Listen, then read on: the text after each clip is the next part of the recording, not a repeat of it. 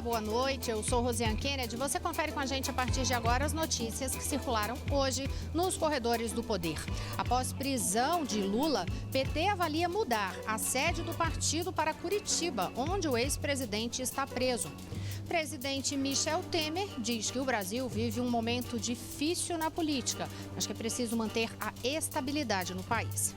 Os detalhes você confere com a gente a partir de agora, aqui diretamente de Brasília, pela TV Brasil, pela Rádio Nacional e emissoras públicas de todo o país. Olha, hoje, numa solenidade no Rio de Janeiro, no BNDES, o presidente da República, Michel Temer, falou sobre o difícil momento político que o país enfrenta. Ele não fez nenhuma menção ao ex-presidente Lula, à prisão do ex-presidente Lula, mas disse que o país vive um momento difícil na política.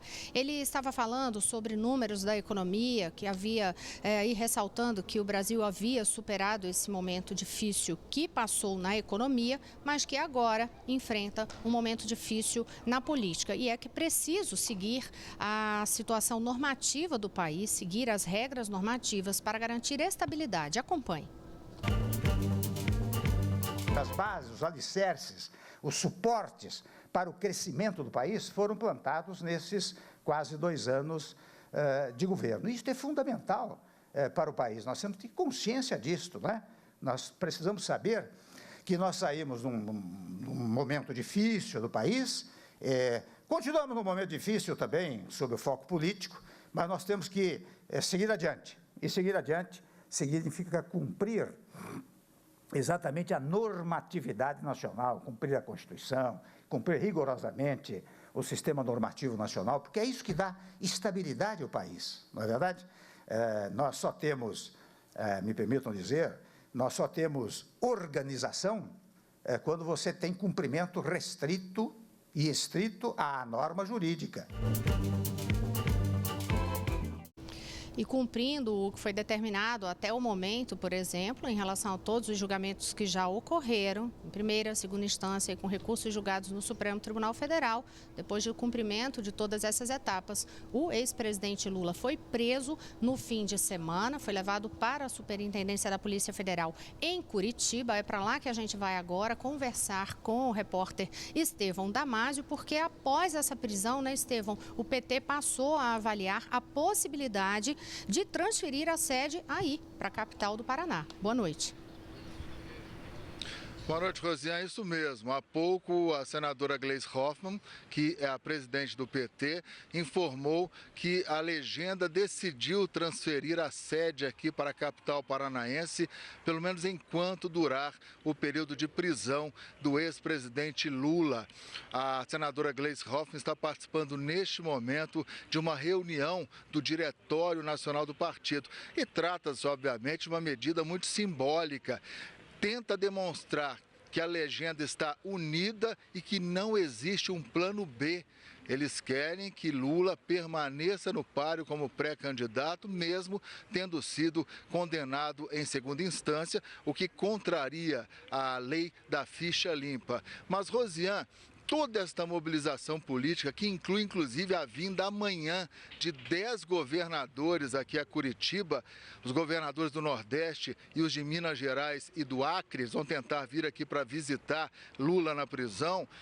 Toda essa movimentação tem afetado a rotina do bairro onde fica a Superintendência da Polícia Federal.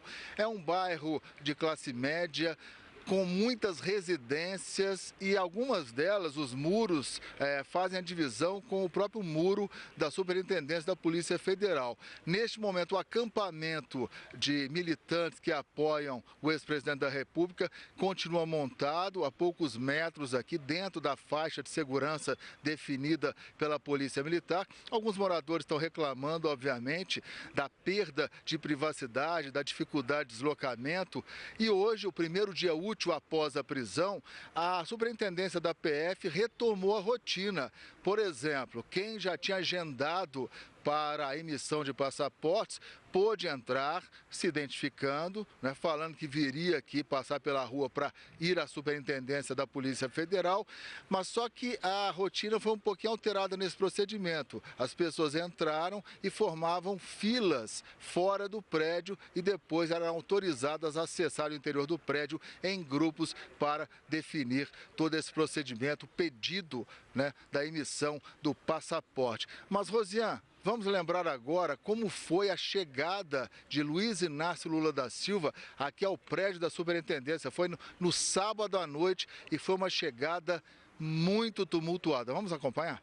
Lula chegou à superintendência da Polícia Federal por volta das 10h30 da noite do sábado.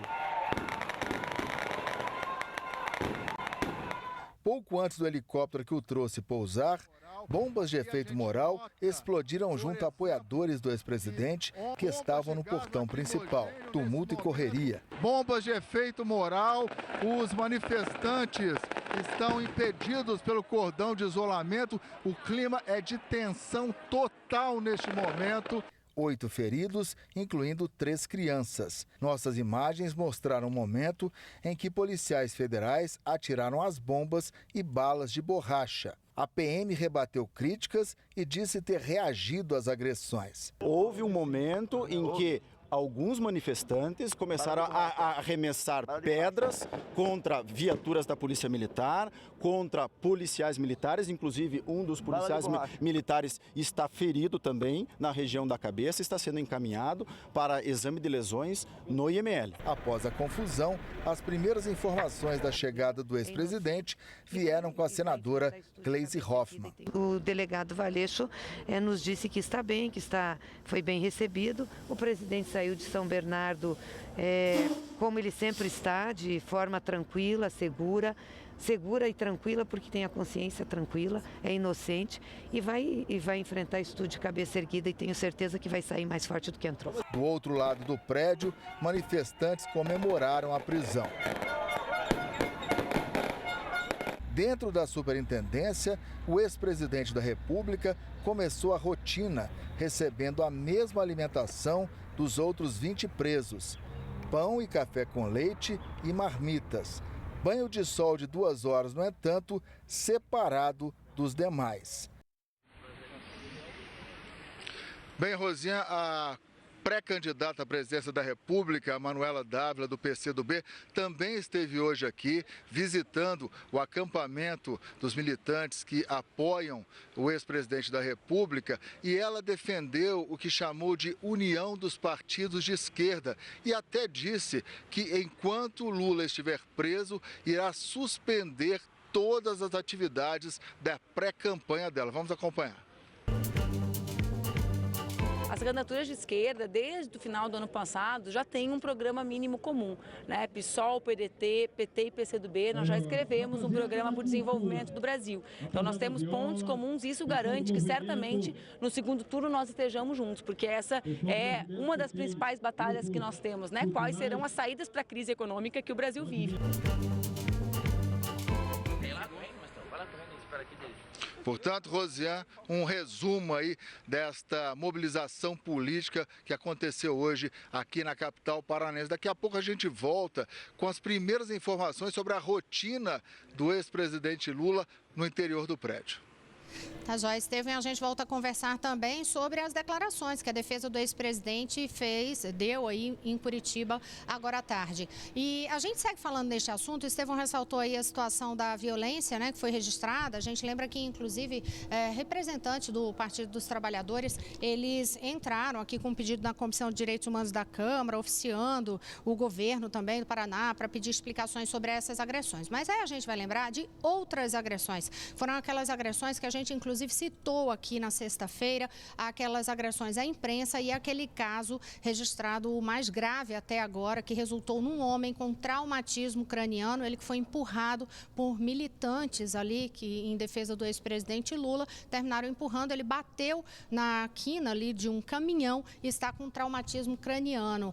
Hoje, a Polícia Civil já havia feito uma identificação por meio das imagens em relação a esta agressão. E aí foi confirmado que a polícia indiciou o ex-vereador de Diadema por agressão a empresário, justamente esse episódio aí. A pessoa que foi indiciada é Manuel Eduardo Marinho, conhecido como Maninho. Ele e o filho dele foram indiciados após essa confusão.